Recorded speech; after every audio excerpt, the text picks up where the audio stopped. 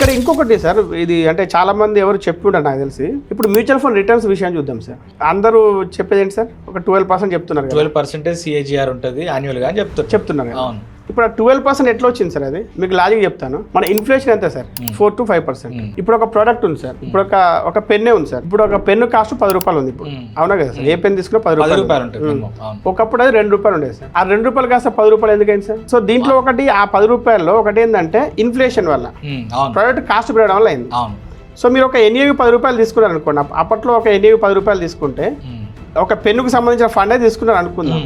10 రూపాయలు మీరు అక్కడ దానిలో పెడితే ఇప్పుడు పెన్ను కాస్ట్ ఎంత సార్? 2 నుంచి 10 రూపాయలు, 5 టైమ్స్ అయిందిగా. అంటే మీ NAV 5 టైమ్స్ అయిందిగా. ఇన్ఫ్లేషన్ పెరగడం వల్ల ఇది NAV పెరిగింది కదా సార్. నెంబర్ 1. మన GDP గ్రోత్ ఎంత sir? GDP growth around 6 to 7%. ఇప్పుడు ఈవెన్ వరల్డ్ బ్యాంక్ ప్రొజెక్షన్ చేసేది, BJP పార్టీ చెప్పేది కాదు. వరల్డ్ బ్యాంక్ IMF చెప్పేది అంతే ఉన్నది. 6 వేసుకుందాం సార్. వాళ్ళు 7 చెప్తున్నారు, మనం 6 వేసుకుందాం. సో ఇప్పుడు ఇక్కడ 5 + 6 ఎంత సార్? 11%. సో ఇప్పుడు ఈ పెన్ను మన GDP పెరగడం అంటే ఏంటి సార్? కన్సంప్షన్ పెరిగింది, సేల్స్ పెరిగినాయి. సో ఇక్కడ 100 పెన్నులు కాస్త 1000 పెన్నులు అమ్ముడవుతున్నాయి. సో ఇప్పుడు ఇక్కడ మీకు 5 + 6 11% అయిందా?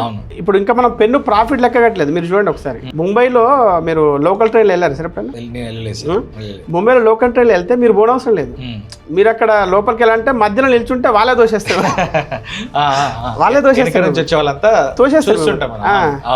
దిగేటప్పుడు కూడా మీరేం సపరేట్గా ఎఫర్ట్ పెట్టిన అవసరం లేదు, వాళ్ళే దోషేస్తారు. మన స్టేషన్ కాకపోతే బయట దోషేస్తారు. సో ఇప్పుడు ఇక్కడ 11% తోపులాటలోనే మీకు 11% వచ్చేస్తుంది సార్. ఇంకా మీరు చెప్పేది అంతా 1%. సో ఇప్పుడు ఇక దీంట్లో ప్రాఫిట్ వచ్చేదే 1% ప్రాఫిట్ వస్తే చాలు ఇంకా. సో ఆ 10 రూపీస్లో మీ ప్రాఫిట్ ఎంత అనేది లెక్క. సో ఇప్పుడు ఈ 1% కోసం మీరు డైరెక్ట్గా వెళ్తారా? మ్యూచువల్ ఫండ్ డిస్ట్రిబ్యూటర్ ఏం చేస్తారంటే మీకు తగిన ఫండ్ కరెక్ట్ మీ గోల్ బేస్డ్ ఫండ్ కనుక మీకు ఇస్తే ఆ 1% కాస్త 3 కావచ్చు, 4 కావచ్చు. మీరు last 5 years returns, mutual fund returns 12 కూడా కాదు సార్, దాదాపు ఇప్పుడు అన్ని ఫండ్స్ 18% దాకా ఇస్తుంది. సో 20% ఇచ్చే ఫండ్స్ కూడా ఉన్నాయి.